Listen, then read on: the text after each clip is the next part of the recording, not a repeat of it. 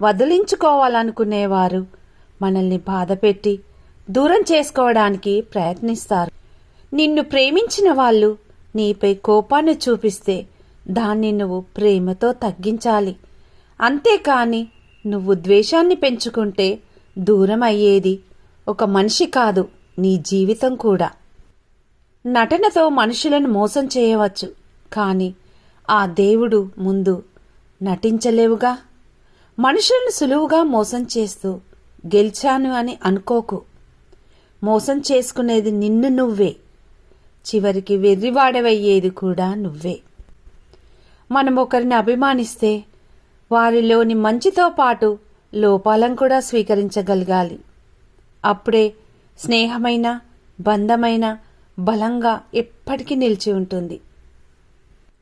ప్రపంచంలో లోపాల్లేని వ్యక్తి ఎవరూ ఉండరు కదూ.